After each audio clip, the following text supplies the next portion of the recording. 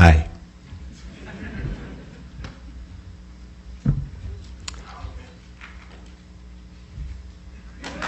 Yes.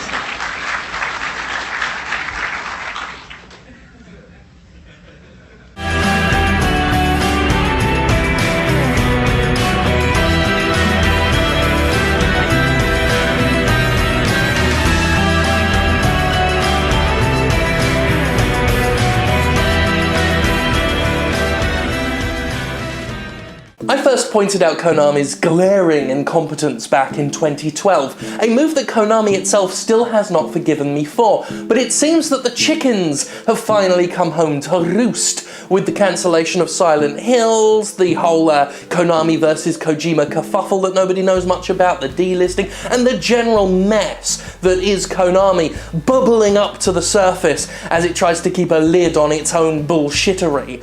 So I thought we'd take a nice little trip down memory lane, have a look at the things I pointed out, and even discuss some of the fallout that was enjoyed by me as a result of the things I said, and then look into why it's really not surprising that a company like Konami could fuck up Silent Hills and allegedly alienate Hideo Kojima.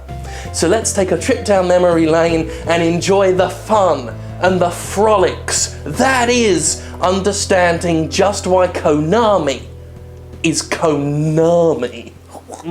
Today we prepared an exciting announcement for you all. Oh, come on now, just don't tease them and let's get on with the announcement. Oh. This is the company that quietly released the Metal Gear Solid HD collection on the same day as Modern Warfare 3, because Konami is Konami and doesn't know how to business properly. An HD collection that was, if you remember, very hard to actually find in stores because Konami decided that as well as competing against that year's biggest release, MGS HD needed to be as obscure as fuck too. The limited edition wasn't even available in my entire state, and any copy was super rare in the UK. That's how understocked it was during the biggest release period of any given year. This is the company that seems to forget it publishes its own games. Blades of Time was not an especially good game, but it was alright, and it had Takfuji working on it. You'd think it'd be worth some promotion, right? It serves, however, as a fine example of how incompetent Konami truly is. This game's launch date was announced a week before launch. The game was unavailable in most stores in the US until a week after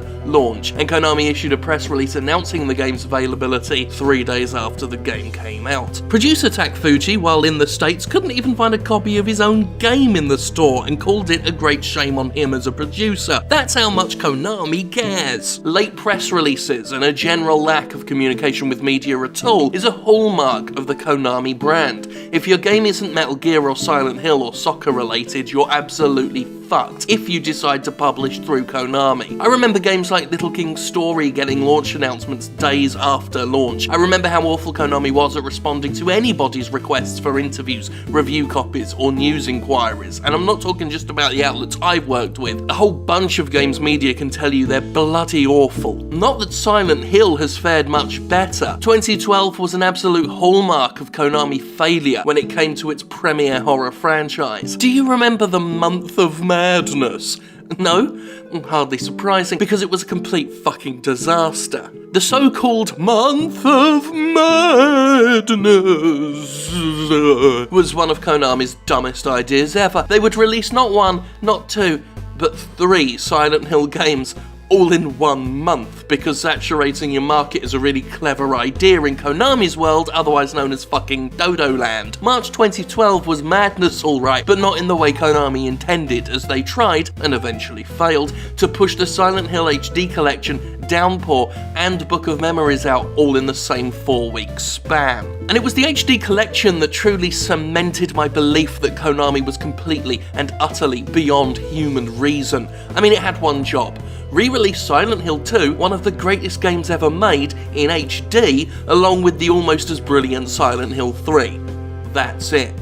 One fucking job. But if any company can screw up the easiest job in the world spectacularly, It's Konami. The HD collection was a total disaster. Audio bugs littered the experience, fog effects were removed to expose unfinished environments, and they were working off unfinished code, because Konami had fucking lost most of the original. They had to issue a day one patch for a game that was a fucking decade old. A patch that barely fixed a thing, and it's still only patched on one console. Silent Hill's art director, Masahiro Ito, embarrassingly expressed his shock that Konami released the fucking thing. Bloody shameful, if Konami understood shame. The Book of Memories PS Vita spin-off was a controversial release, not helped by Konami's refusal to engage press or public concerns, leaving it almost entirely to develop a way forward and then producer Tom Hewlett. I wanted to believe in the game, a Diablo-esque RPG set in the Silent Hill universe, so I set up an interview with Way Forward that had published on Destructoid. A really good interview, it turns out, that had some great info in it and explained a ton of stuff that Konami hadn't. Way Forward wanted the interview up, but Konami wouldn't greenlight it. Now this is before they blacklisted me, and it was this stupidity, this sluggishness, this refusal to communicate that inspired me to relay all of Konami's long-running problems in my initial Konami Jimquisition video. Then, after still trying to talk to Konami to get the interview up, that's when I was told they'd blacklisted me. As the story goes, my original Konami episode went eastward to Japan, then went upwards, up the company's corporate structure, as hard as it is to believe that Konami has a corporate structure. I was informed by a US PR rep who had told me that the interview with Way Forward, the only coverage Book of Memories had gotten to that point, and the best coverage it would get before release, wouldn't be permitted by them. Later, Destructoid nevertheless booked me a preview appointment at that year's E3 to see the game, and I was herded off to the side by a representative who informed me in greater detail that I would not be able to cover their games. Book of Memories director had to sneak me in later to play it without Konami knowing, and I went ahead and published the interview with them regardless of Konami's permission. As I continued to point out Konami's continuing failures as a company, because I actually, give a shit about the games they put out, they angrily blacklisted all of Destructoid in retaliation by saying, and I quote one of their executives, "Fuck those guys." We were informed that in addition to my criticisms, they didn't like that I'd scored some of their games too low for their liking, and implied that the very least that would build a bridge would be some sort of apology from yours truly. Now, they told none of this to me directly. By the way, so earnest they were in their cowardice, they went through a US rep who would speak only to then Editor-in-Chief Dale North, who had to then relay the info to me. And you want to know the saddest thing about the blacklist? It didn't affect my job one bit. Konami was always a week late with review copies anyway, and have been notoriously hard to contact for a lot of people in the press. I was already buying their games to review out of sheer impatience, so literally nothing changed. Except, it did give me insight into just how petty Konami is as a company. A company that would refuse the only high-profile coverage one of its Silent Hill games was going to get because I hurt their fee-fees and said they were bad at the game industry. So does it shock me, the rumour that someone has a grudge against Kojima and that's why his name's been scrubbed from Metal Gear Solid 5? No. Does it surprise me that Super Bunny Hop recently produced rumours that the CEO of Konami is on a mad power trip and is treating employees like dirt? No. Just like it didn't surprise me when Guy Seehee, the original voice of Silent Hill 2's James Sunderland, suggested Konami was trying to screw him out of royalties and had treated him like shit in the past. Rumours of Konami pursuing personal petty grudges against the people with which it associates have floated around the industry for years, as the company salts the earth and burns bridges everywhere it goes. Between the rumours floating around and my own personal insight into the company, Konami is a place ruled by egos and fueled by bitterness. I mean, really. Only Konami could have Kojima, Del Toro, Norman Reedus, and Silent Hill all in one project and somehow still fuck it up.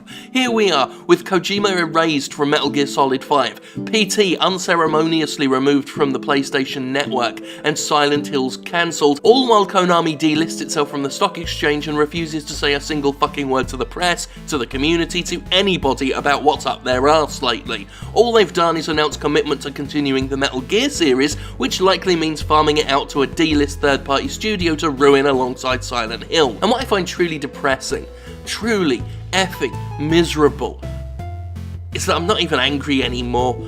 Not like I used to be. I remember how frustrated and furious Konami made me, how exasperating its inability to market products, talk to media, or handle any of its properties was. But the company's so close to irrelevance now, its stake in the game industry a mere shadow of what it once was. I don't think Konami's finished as a company. In Japan, it's got plenty of business endeavours, and those pachinko machines will probably keep it alive for a good long while. But as a game publisher, I think Konami itself stopped caring long ago, and its total lack of passion for what it does has transferred onto me, a man who counts Silent Hill and Metal Gear Solid among the game series that impassioned him the most, and credits them with his love for gaming today. Konami doesn't care anymore. It clearly doesn't give a fuck about games, about you lot, about anything it's built in the industry. I won't mourn it fading into a relative obscurity, leaving games behind and fucking off to whatever cash cow it intends to milk. All I'll mourn is its victims, the games and game developers who have had the grave misfortune to work under that regime, a regime that doesn't give a single solitary fuck. Oh well, I suppose they could always pump out a sequel to Never Dead. Jesus fucking Christ. Aiming arrows, I glide my hands along it, right? Yes, yes, of course. Oh, very hot.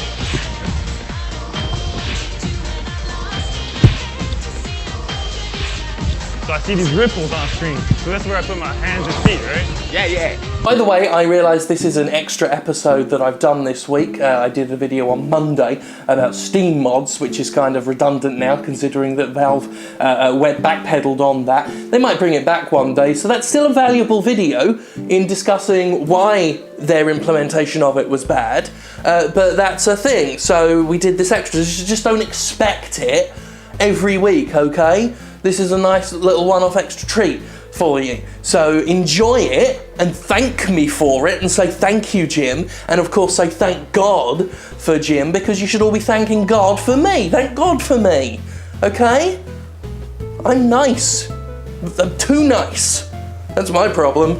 Way too nice. Now I suppose I better pre-order Metal Gear Solid 5, because I sure as shit ain't getting a review copy.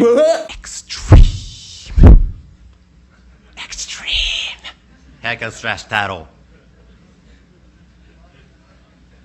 Not funny.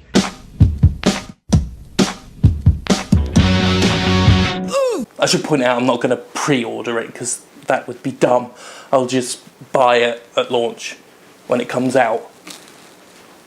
Most pre-orders are stupid.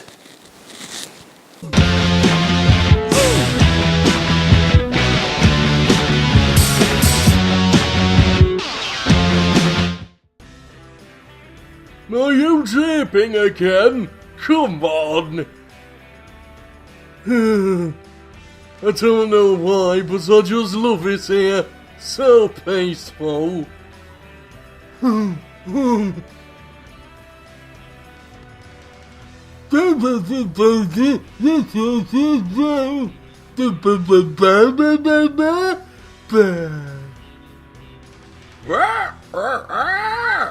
I'm not your baby!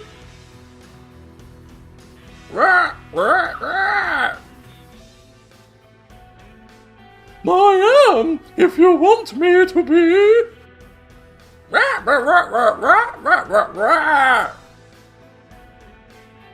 It doesn't matter who I am. I'm here for you, James.